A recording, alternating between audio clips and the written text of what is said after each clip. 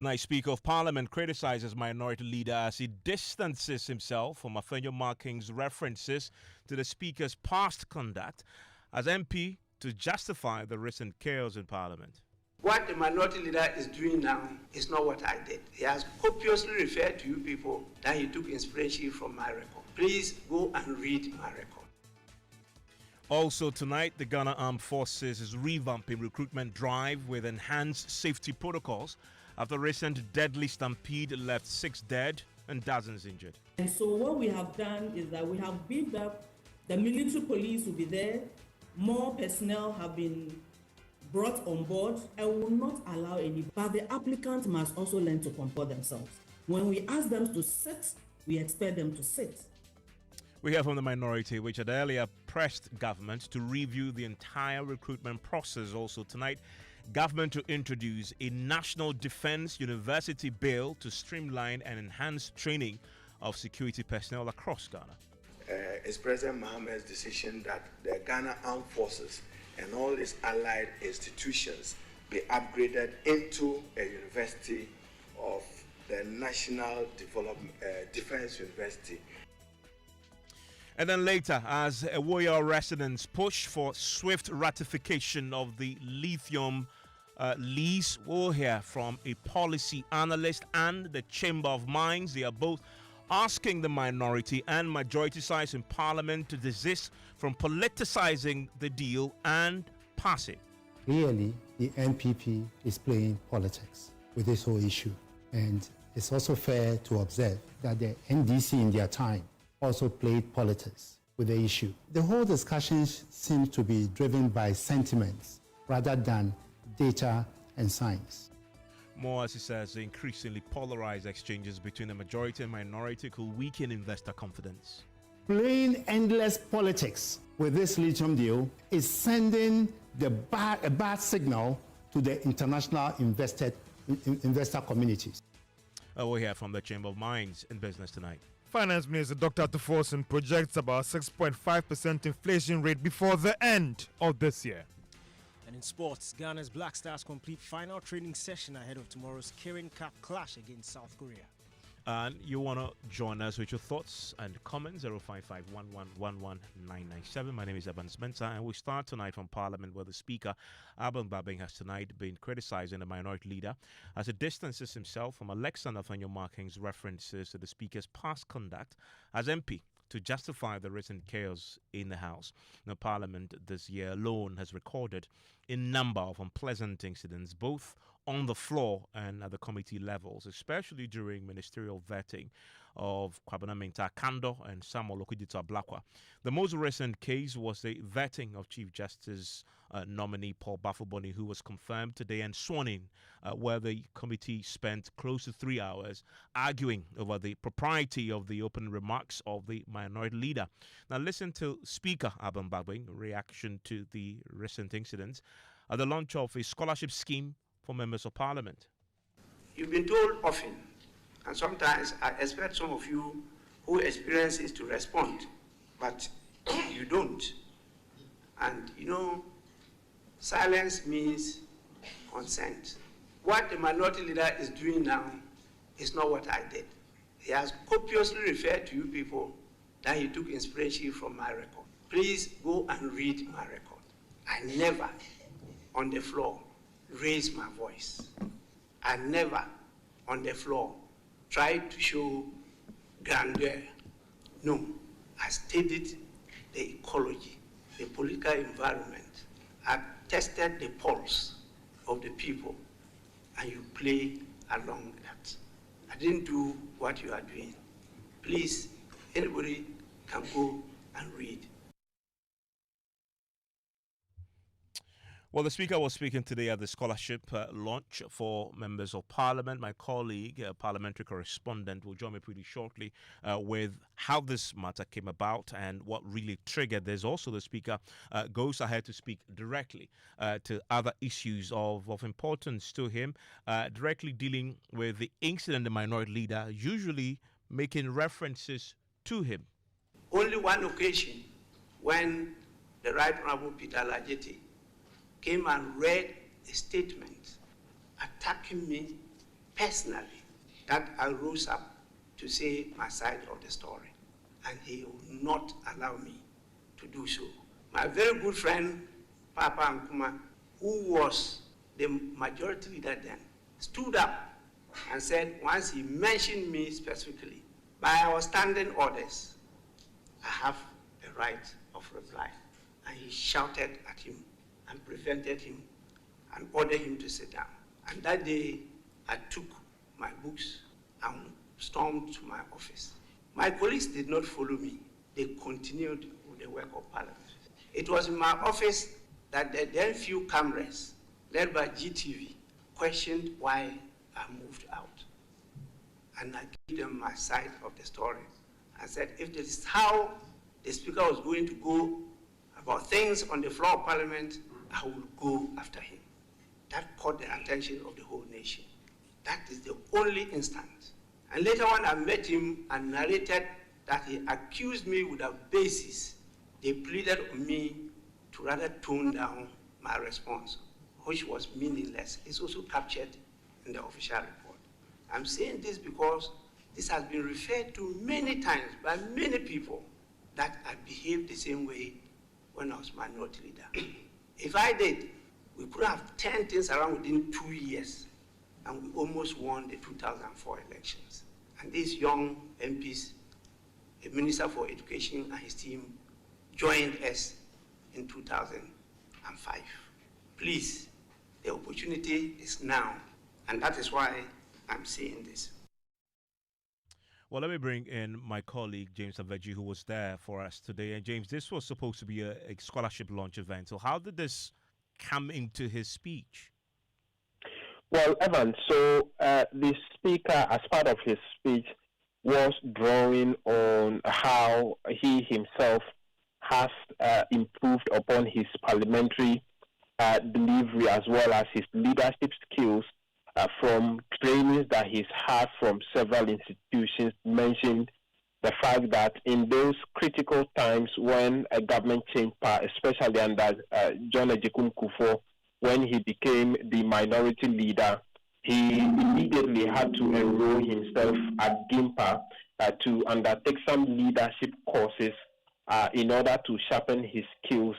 And it was from then that he delved into the conversations about what is happening now and how the minority leader on a number of occasions indicated that the speaker is more or less his father in the house, and that he takes a lot of inspirations from the way he led the minority when he was the minority leader back into power in 2008 when things, the party fell apart and even Parliament, things looked like that they were not, the NDC at the time will not be able to come into power again.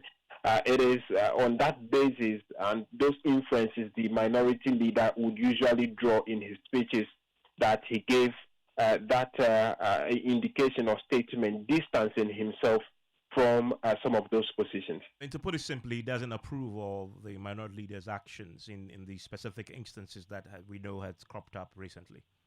Not in any way at all, Evans. You hear him talk about the fact that even in instances where he, as the minority leader, staged a walkout of proceedings, his members stayed to make sure they execute the job of the minority on the floor. And so he does not associate himself with any of those things in any way. I want to bring in John Darko. He's MP for Swame. He's also the legal counsel for the Minority Caucus in Parliament. Mr. Darko, thanks for your time here on News Night. You just listened to the Speaker of Parliament there. The minority leader describes him as his father. His position is that he doesn't endorse the leadership style of the minority leader, and many will see what he said tonight as a rebuke of the way he's approached the leadership of the minority. Give me your quick response to what you've heard the speaker has said today. Yeah, let me say here that those of us in the minority support our leader without any shade of or without any wavering at all. The minority leader is in a rather difficult situation a situation which has never happened under the Fourth Republic. And he carries a lot of weight on his shoulder. Look, the minority leader has done a yeoman's job from January to now. And honestly speaking, I must say I respect the Speaker of Parliament very, very well. When he sits as the Speaker, it is completely different. And I enjoy Parliament when the Speaker of Parliament is sitting, Honorable Agbangbadun is sitting and presiding. But let me say this. Any time your opponent praises you, it means that you're doing something wrong against your group. And I can tell you, the Honorable Speaker is a member of the NDC. He's happy when the NDC is in the driving seat. He will definitely not be happy when the minority leader, Afenyo-Markin, is in the driving seat. He will not praise Afenyo-Markin when Afenyo-Markin is leading the charge against the NDC. He will never do that. If you look at what happens in the House, the majority side sometimes do worse. But in most cases, if there's going to be any backlash against members of Parliament, it comes only against the minority. Why is that the case? Honorable Ayariga, during the vetting of the CJ, what did he do? He said that he wasn't going to allow Honorable Afenyo-Markin to ask certain persons or give a statement, and that he will make sure that Afenyo-Markin doesn't do what he wants to do. Meanwhile, he wasn't the one presiding. The person presiding at the time was the chair of the appointment committee. On what basis was the majority leader claiming that he was going to prevent Afenyo-Markin from going ahead to do what he was doing? Did the speaker reduce the majority leader to saying that? And so honestly, much as I respect and love Honorable Agbangbadun, I disagree completely with him. I don't think that really and truly MPP has to get an endorsement from an NDC person before MPP knows that you are doing a good job. So the speaker is being unfair then, targeting the minority side unfairly, and possibly discriminating against you. Is that your position on the matter? That is why he's the assignment. He's leading a child and completely we follow him. Yes, listen. What about was a minority leader? Some of us were wrong, but we follow him. Maybe we don't have all the videos, but we watched some of his actions. We saw him. I don't think that he can say that he was all perfect. Just like Afenyo-Markin is not perfect. Nobody is perfect. I mean, let's allow the man to do his job. Can you hear me, he has our total support. Hello, John. The minority members, 100%. Hello, John. Can you hear me? Afenyo-Markin, and he's leading us. We are fine with it. John, can you hear me? Yes. You talk about your minority leader not being perfect, of course. Talking about imperfections, where would you say it has manifested itself in the last year or so? What would you say has been his flaw that needs to be improved? Because you listen to the speaker, he points to the challenges of the leadership style. You say he's not perfect. If he's not perfect, then there are instances where you yourself have spotted that you believe he can do something about to improve. Which are these? Well, I'm saying that he's imperfect, just like I am imperfect. Just like you say that you are imperfect, just like the Speaker of Parliament is imperfect, just like the President is imperfect. There's no perfect man in this country. It is in that respect that I'm saying that in terms of his leadership skills, in terms of how he's led the minority group, minority caucus in Parliament, I always call him 100 over 100. Look, you will never going to get the NDC to praise MPP leader in Parliament. If Afenyo-Markin was being praised by the NDC members, I would think that there's something wrong with him. I would think that he's doing something bad. But so long as the NDC is against Afenyo-Markin, it means that he's doing something right. And so yes, we are all imperfect. In terms of his leadership skills, I haven't seen any problem with that. So as far as his leadership is concerned, he is imperfect. He is doing his job. In fact, he's doing his job as the leader of the minority group. He's leading us. He's the assignment of our days, and he has our support. I hear you, John. 100%. I hear you, John. Without any reverence. As far as his leadership is concerned, rather, you see him as perfect then, because 100 over 100 is a perfect. Exactly. His leadership in Parliament, 100%. John Darko there is MP for Swame. He's also the Minorities Council, Legal Counsel. Still live here on Newsnight on Joy 99.7 FM. Now, the Ghana Armed Forces is set to resume its recruitment exercise in Accra following a tragic stampede last week that claimed 6 lives and left several injured. Now, in response, the military has unveiled a robust safety plan, including reinforced security and crowd management protocols to prevent similar incidents. My colleague, Michael Shale, joins me with details of that statement from the Armed Forces. Walk us through the new protocols. Well, Evans, we know that as part of the new measures to ensure a seamless process, unlike what we saw at the Ewoyaa Stadium, where hundreds of thousands of people had gathered waiting for their turn, they tell us that in this statement that the screening will be done at 8 sub-centers within the following 5 stations. And in contrast, Evans, what we know is that all of them, the Greater Accra region, are going to be at one place, which was the Ewoyaa Sports Stadium. Now it's going to be 5. Ewoyaa Stadium will have 2 centers. Nicholson Park, Bema Camp, 2 centers. The Air Force Base, Bema Camp, will have 1. There's going to be another one at the Training and Doctrine Command at Tradok, Teshi, 2 centers. Then the Eastern Naval Command, Tema. They continue and tell us that all qualified applicants in batches of 600 persons will each receive an SMS specifying their reporting dates, batches, and designated centers. They are also encouraged to check on the recruitment portal for updates. Applicants are strongly advised to strictly adhere to these instructions. Any qualified applicant who does not receive a text message by Thursday, 20th November 2025 should call the helpline for assistance. Applicants can also verify from the recruitment portal. Evans, this is exactly the new protocol, stark different from what it used to be. Everybody's going to be at Ewoyaa Sports Stadium this time around. From Thursday, they're going to be using 5 different areas, which will have more than 10 centers if you put that all together, Evans. Well, the Acting Director General, Public Affairs at the Ghana Armed Forces, Veronica Ahin, says these rules will be strictly enforced. So, per the release, we are going to invite the applicants, giving specific dates and specific venues, and they will be invited in the numbers of not more than 600. In fact, 600. And so, looking at all the venues we have mentioned, they can easily take that. So there will be no overcrowding at all. So we have put in place these measures to ensure that overcrowding does not occur. Aside that, we have also upped the security at all these centers to ensure that non-applicants are not allowed in to increase the numbers at the centers. So that is what we have done so far. Well, you've also said that friends and family or non-applicants can come. How are you going to ensure that they adhere to that, measure? I think it is in the interest of the families and friends and all of us to ensure that the applicants go through this process peacefully and safely.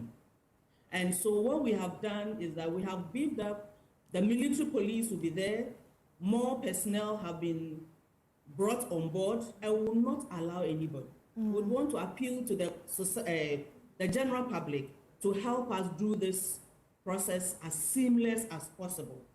We need their children and their friends to be safe. And so we'd rather appeal to them not to come. We wouldn't want to be seen using force or trying to arrest anybody, because the military police will be there in their numbers, other personnel will be there in their numbers, and we will not allow anybody, and we mean nobody, will be allowed in. And so the general public is accordingly advised to stay at home and allow the process to go on as planned. But the applicant must also learn to comport themselves. When we ask them to sit, we expect them to sit. Until you are called, you are expected to sit wherever has been dedicated to you. And so we appeal to the applicants to obey simple instructions. In fact, the press release has stressed it. We expect them to obey strictly the instructions that will be given out. Anybody who misconduct him or herself will be thrown out, and that is automatic disqualification. So whilst we will do our bit to ensure that we handle them humanely, we expect nothing from them than strict adherence to the instructions that will be given out to them when they come. Well, she also clarified that these protocols will apply in some regions. Let me say that the process we used has served us over the years without any problem. And so, unfortunately, if this happened, it means that it is time for us to review the way we do things. And even before the Board of Inquiry comes out, we have taken that steps.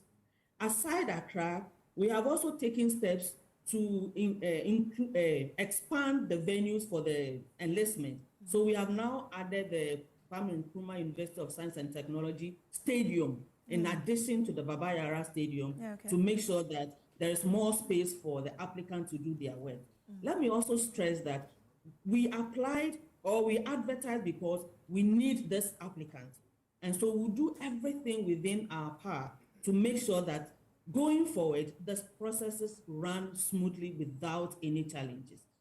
Well, last week, following the stampede that claimed the 6 lives, government announced a plan to offer automatic recruitment slots to families of the deceased as compensation. Well, security analyst Professor Kwesi Enin disagrees. So next time I'm going to take an exam and I slip and fall, then I should be passed? I mean, what kind of country is this? Okay, the fact that an institution failed in establishing appropriate mechanisms and processes that are protective of the applicants doesn't mean that those who failed or those who got hurt in the process must automatically be recruited. Look, we've got to disentangle our emotions from decisions that must be rational, logically based.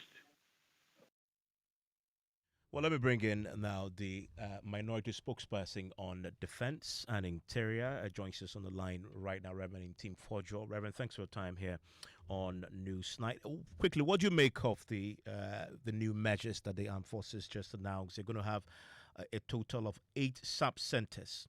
600 people will be allowed in batches into these centers to receive SMS alerts. There are going to be additional military police and other security agencies there to ensure there is law and order.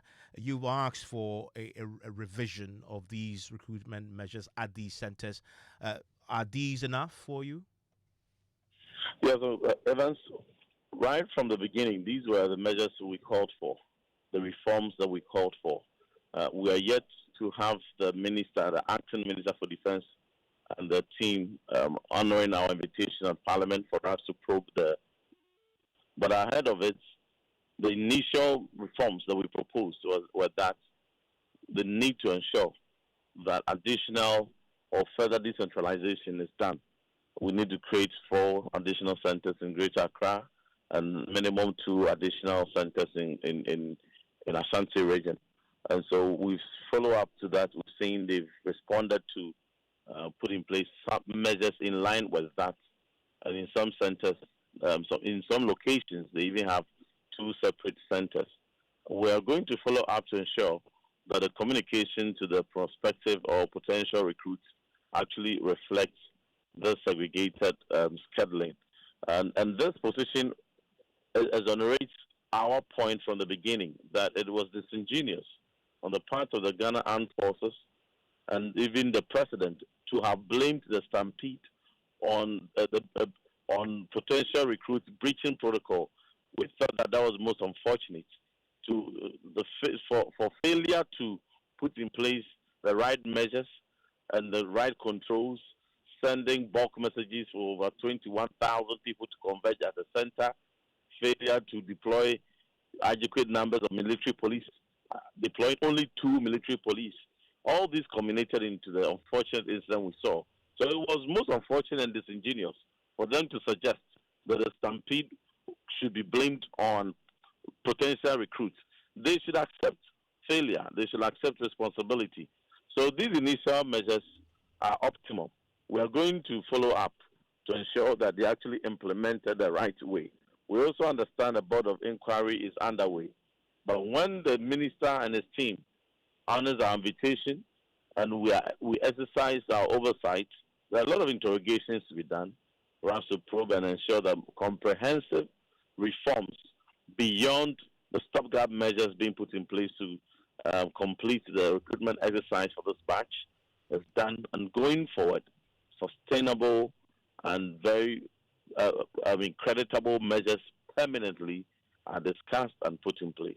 You say this is a failure of the Ghana Armed Forces and its measures. If that is the case, then do you expect consequences for those who you blame for supervising the stampede that led to 6 deaths? No, the consequences starts from the commander-in-chief of the Ghana Armed Forces. I mean, everything rises and falls on leadership. For a very long time now, we called for the appointment of a substantive defense minister. They were adamant. Recall in Minister of Interior. He has just recently met his team, the IGP, Controller General of Immigration, the Chief Fire Officer, the Director General of Prisons, reviewed all the recruitment processes and made inputs. He gave that broad guidelines, solid leadership before engaging the public. So if we had a substantive defense minister, a similar oversight would have been done. And these deaths, rather unfortunately, could have been prevented. No, but how so? I mean, the acting defense minister has all the powers of a substantive defense minister until a substantive one is appointed. What difference would that have made? This incident happened on a day before the budget presentation. But the plan for the recruitment would have been laid out. I mean, the plan for the recruitment would have been laid out weeks ahead of the before the budget. Evans, you know the processes leading up to a budget starts getting busy a month even before the day. And so we all must admit that for a finance ministry to be combined with the defense ministry to be given to one person, you won't get the best out of a person. Particularly one will suffer. Defense will suffer. If you had combined Interior Ministry with Defense Ministry and appointed a minister as acting for the other, they are similar. And their modus operandi are quite similar. They compare notes on a daily basis. That would not be problematic at all. But finance and defense, completely unrelated. So there's deep leadership crisis. If we don't fix that, there will be another dangerous event which will bring us all back trying to hold processes, trying to reform. I mean, we need to be proactive. So that was one. The second thing we started pointing out was the reshuffles and the changes they made at various levels in the Ghana Armed Forces, deprived the Ghana Armed Forces from benefiting from institutional memory. So fresh directors heading directorates here and there, and so they failed to benefit from institutional memory, and all these things that were easily preventable. Having the back end, the benefit of seeing the back 21,000 applying to Greater Accra alone should occasion rescheduling and should occasion before communication work. These GAF measures, we would Reverend Tim Fojo, apologies there with that connection to you. Reverend Tim Fojo is a ranking member of the Defense and Interior Committee and his line just unable to hold. But he's made that point very clearly that this is part of a leadership failure that goes all the way to the top as far as the Commander-in-Chief is concerned. But they acknowledge the revised protocols for the recruitment that will now start on Thursday at 8 centers, and only 600 people will get in at a go. And they'll be sending out messages to those who will be assigned to each of the 8 centers to pay attention to that. You can go onto myjournal.com for the details of this if you are one of those who is expecting to be recruited into the military or the Ghana Armed Forces more broadly, and you have an application pending. Check out the specifics on myjoyonline.com. This is News Night on Joy 99.7 FM. Let's stay with the issue about defense and security, because the government has today announced plans to introduce a fresh bill to Parliament for the establishment of a security university. The piece of legislation, called the National Defense University Bill, seeks to streamline and enhance the training of security personnel across the country. Minister for Education Harun Idrisu made the announcement at the launch of the Speaker of Parliament, Abang Babing's scholarship scheme for MPs. Mr. Speaker, it's not just you.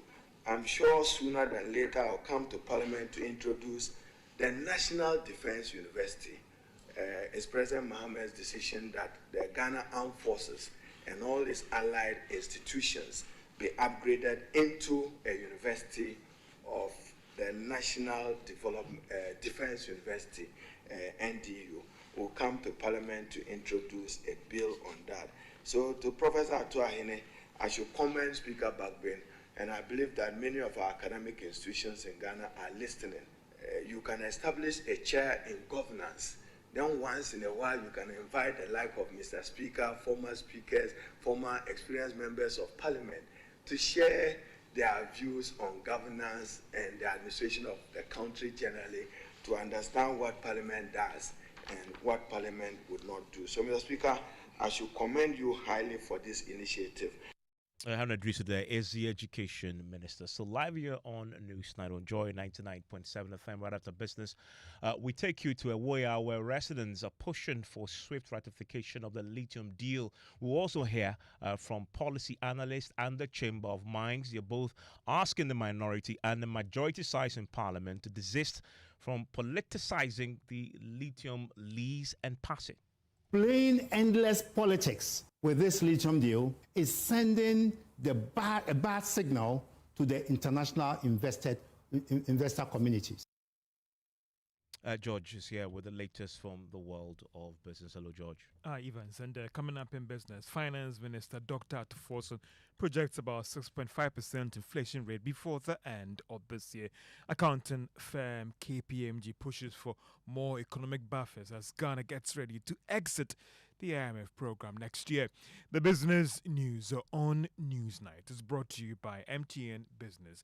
Welcome to the new world of business. Kingdom Books and Stationery, your number one stop shop for all your office essentials, Synthesis tanks, and Pepsodent Herbal and Charcoal. You're welcome back to Business on Newsnight. Now, Finance Minister Dr. Tuforson is expecting inflation to drop further to about 6.5% before the end of this year. Inflation rate for the month of October dropped marginally to 8% for the 10th consecutive time and the lowest in 4 years. However, there are fears that the good run may be coming to an end as we end the harvest season soon, but the minister disagrees. Even the 11% at the time, a lot of people doubted me. But I was very sure of what we were doing and we knew it was going to happen. So inflation is down, currency is strong and stable. You have growth rebounding strongly, and fiscal discipline is on. The fiscal balance is doing, revenue doing, expenditure down. And so with all the kind of things we've done to restore stability in business confidence, you need to certainly sustain it. Otherwise, don't even start it. The central bank has been able to build reserves thanks to the effort of the governor. He works so well. And all what we are putting together, what I'm trying to say is that all the gains you have made, there is the need for you to consolidate it. Because if you don't consolidate it, again, Ghanaians will say, and that is what everybody's saying. They keep saying that, can they sustain it going forward? And so to be able to signal to the people of Ghana that this is a new era, we need to consolidate the stability that we are seeing and to send signals also to the investor community that once again, Ghana is ripe for business. Because it's only until... That is the Finance Minister, Dr. Tuforson. In a related development, economist Professor Peter Kote wants government to do more in the area of food production and post-harvest storage facilities to sustain the current inflation levels. The single-digit inflation is sustainable once we continue to pursue the current fiscal consolidation regime, once we continue to maintain confidence, once the exchange rate remains fairly stable and the CD becomes the currency of choice. I think we can sustain the single-digit inflation. And of course, what is also very critical is the need to ramp up food production, the need to increase food. Food accounts for a greater component of our expenditure basket, and therefore, if we really want to fight inflation, let's look at food as well as non-food items as well. But I think food is very critical. They need to invest more as we move along. They need to invest more in irrigation. They need to support commercial food production. And that is economist Professor Peter Kote. Auditing and servicing firm KPMG is advising government to consider building more economic buffers as the country prepares to exit the IMF program that is next year. The firm argues that it is crucial that the country will be required to make some commitment towards domestic financing. Country manager and partner at KPMG Ghana, Andy Akoto, gave their advice in reaction to the 2026 budget statement during a post-budget forum in Accra today. Even as the government moves to stimulate growth, it's very important that it also build buffers towards the subsequent exit from the IMF program, because it will come with a number of outcomes, including, of course, beginning to service our debt obligations and so on. So overall, we are expectant, and we are hoping that government will put in place the necessary safety measures to ensure that the laudable initiatives are achieved. And Akoto is the country managing partner at accounting firm KPMG Ghana. Now, Chief Executive of Star Oil, Philip Tieku, has questioned the relevance of the current price floor program for petroleum products. The National Petroleum Authority last year rolled out the program which prevents product price being sold a certain level. Mr. Tieku noted that the firm could have actually sold below the current levels if it hadn't been this program. If the regulator, the MPA's view is that the price floor is necessary to protect the companies from outdoing themselves in terms of a price war, there are various ways the regulator can check that. The regulator has access to all the prices at which we buy from the suppliers. They have the tax rate, and they can tell whether we are making a profit or not making a profit on every single transaction that we enter on their portal. So there are ways the regulator can actually gauge profitability in the market. Price floor, I think, denies the consumer of market opportunities. For example, we've had a period when the CD suddenly dropped from 12 point something to about 10.5. Because of a price floor, I can't sell my fuel below 12. Philip Tieku is the Chief Executive of Star Oil. And that's all for business on Newsnight. Back to you, Evans. George, thank you very much. We can do sports now, and Mr. Cranton is here with the latest. Yeah, the Black Stars of Ghana, they held their final training session in Seoul ahead of tomorrow's game against South Korea. The Black Stars are going into the game with 3 players less, with Antoine Semenyo and Mohamed Salisu leaving camp with various injuries, in addition to Abu Francis, who suffered a double leg fracture in the defeat to Japan. Head coach of the side, Otuado, says his team are prepared and know exactly what to expect against the Koreans tomorrow. Like we said, we had a difficult match against Japan. Think and hope that we learned out of it. We knew that they were going to press us, and we expect the same for Korea to do that. We know exactly what Korea can do, especially in the transition moments. So we have to learn out of the mistakes like we did in the last game. So it's very important for us to be comfortable, to stay compact, also have a good rest defense even when we build up, so that in case we lose balls, we are not open to concede a goal. Black Stars head coach Otuado speaking there. Now, Ghana's ambassador to Korea, Kojo Choi, paid the team a visit earlier today and shared some words of encouragement. And Korea has so much respect for all of you. Because when they talk about the football power of Africa, Ghana always comes on top. And you are here representing Ghana. So the question that I'm going to ask you is, do you think you are small? I said, no. You guys are big. And you are already big enough. I understand that we faced a very nice defeat in Japan. I understand coach is trying a lot of experiments here and there. And I also understand that some of our, the big boys are not here. I believe this gives us a better opportunity.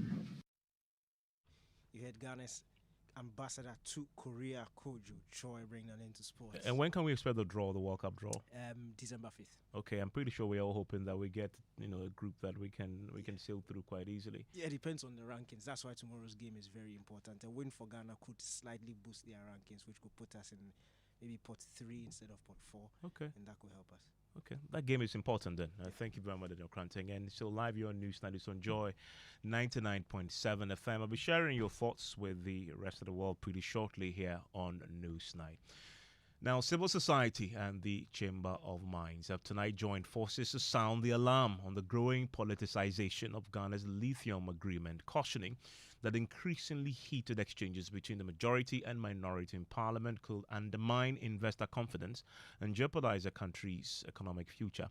As tensions rise, residents of Ewoyaa in the central region are demanding swift ratification of the revised agreement, which was laid before Parliament last week. Traditional leaders have warned that Parliament will face consequences if the deal isn't passed by the end of the year. In the latest episode of our Hope on Pause, the Lithium Promise series, Emmanuel Jibenu examines the link between a vibrant lithium project and jobs in the communities impacted by the project. Hello,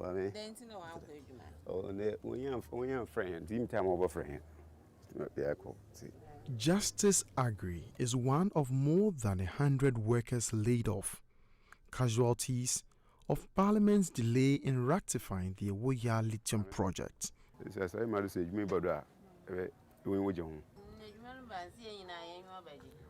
Before he was sent home, Justice had risen from roadside weeding to become a semi-skilled technician, a job that gave him pride, stability, and a new sense of who he was becoming. It was the first time Justice earned enough to dream. His pay rose, and with it, the hope of a better life for his family. When we first discovered the lithium, I was thrilled. Everyone was excited because it meant new job opportunities and development for the central region. But 2 years without parliamentary approval brought all the progress to a standstill. I've gone back to weeding. That's how I provide for my family. Our situation has worsened since the lithium project stalled, and we hope it will be revived.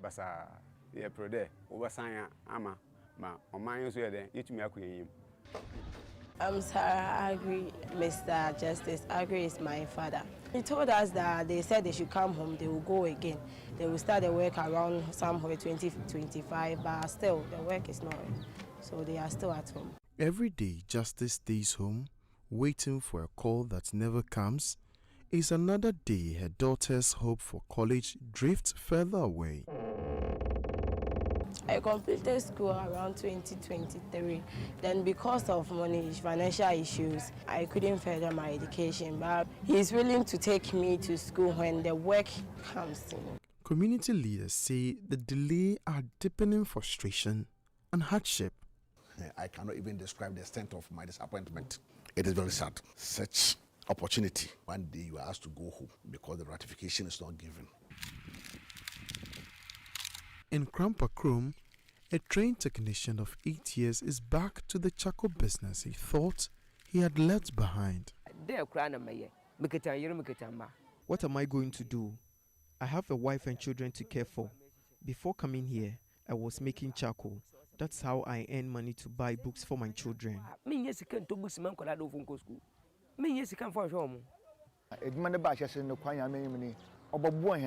The lithium project was really helpful at the start. It brought much needed support to the people of Mfansima, especially me. My whole family was excited because I could provide for them. Not everyone has been sent home yet, but for the few still working, survival hangs by a thread. Yes, sir. And the best item is will be here. It may be I'm about to from John Ampa. Me, Atlantic Lithium. I currently handle monitoring on the mining concession. Because of the delay in ratifying the Ewoyaa lithium project, work has slowed and many of my colleagues have been laid off. By God's grace, I'm still working, but most of my friends are at home. We are really urging the government to fast-track the ratification of the Ewoyaa lithium project so that we, the youth in this area, can have jobs. From 167 workers down to 62, more than 100 jobs gone. Atlantic Lithium employed geologists, lab technicians, drivers, electricians, and other support staff. Lands and Natural Resources Minister Emmanuel Amakufibua has now laid a revised agreement before Parliament.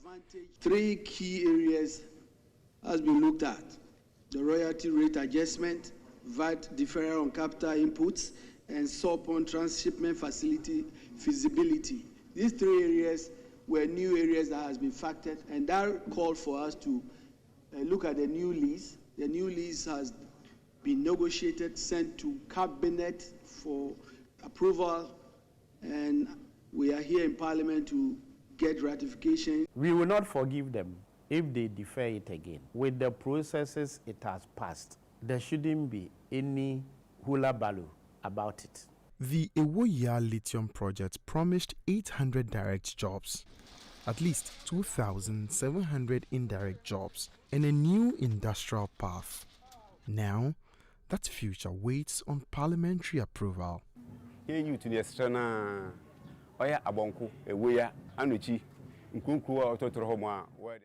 the youth in the communities affected by the project are pleading with the government to have mercy on us.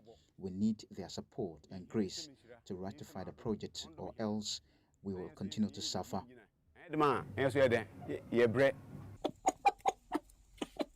2 years have passed. The machines are quiet, the jobs are gone, and hope sits in limbo. For families like the Agris, ratification of the Ewoyaa Lithium project must not be politicized. It is their chance to live their dreams again. Ewoyaa's future, and the futures tied to it, now wait on a single choice. A choice that can restore dignity or confirm another broken promise. Emmanuel Jivenu, Joy News, Ewoyaa, Central Region.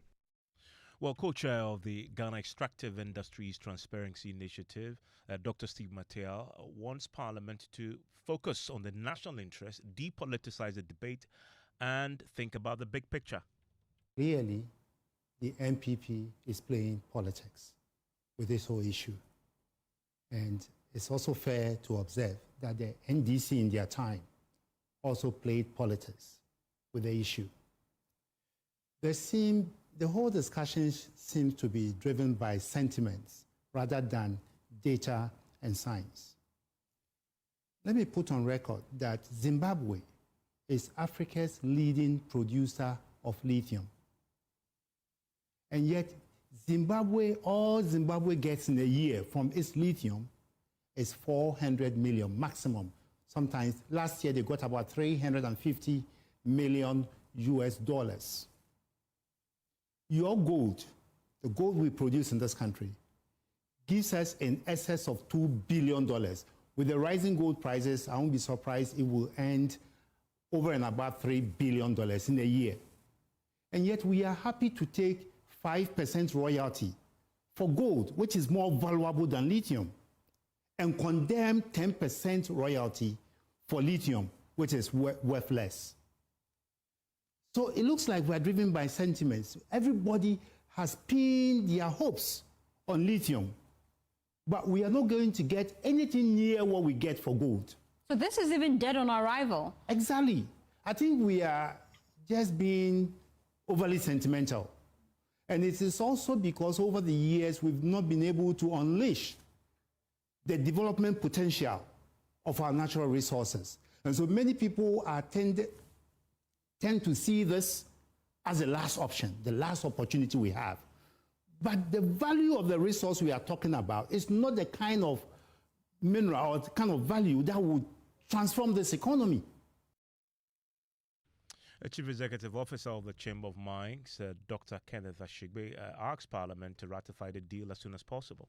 It is important we get this thing to start and then ensure that the price of lithium that had even tanked, we make sure that we revise the terms in such a way that it makes it viable as a business, so that everybody, including those who have given their lands, including government, including those who are waiting for jobs, including other contractors, and the local content arm of it who are also waiting to be able to start work, are able to do that, so that as a country we'll be able to benefit out of this. Bear in mind that this is lithium that, there will be some concentration that is going to be done, all of which then adds value, all of which then retains a bit of value into this country.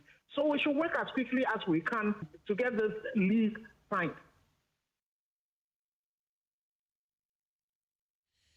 And that there is Dr. Kenneth speaking to us today on the pulse. A few of your messages on our WhatsApp console and the stories that we've done so far here on the program. And this one from the Kwama Boateng in the Blukuma says, the Speaker of Parliament, he says, talks too much. Alexander Afenyo-Markin is what Afenyo-Markin is doing in Parliament is exactly what the Speaker did a few years ago, and it is now playing out right in his face. He had ever dreamt of becoming Speaker, he would have conducted himself, he says, better. And also from Godsway Akakbo says it's high time we review our recruitment processes as a nation in light of the current developments and the technology that currently avails. I want to applaud the Ghana Armed Forces for taking drastic measures to address some of the inefficiencies in the recruitment process. I believe candidates will follow instructions to avoid creating a pandemonium at the centers. And I want to quickly bring you the latest development as far as the Chief Justice is concerned. He was sworn in today, Justice Bafoboni, and we've heard from him. He says he's backing calls for reforms as far as legal education is concerned. Legal education, the future of the bar is the future of the bench. We must move from exclusion to inclusion, from rote learning to critical thinking, and from credentialism to competence. Working with the General Legal Council, the Ghana School of Law, and our law faculties, we shall pursue a model that ensures opportunity without compromising quality. And that there is the newly sworn-in Chief Justice, Justice Paul Bafoboni. And that's it for News 9 tonight. Enjoy the rest of your evening.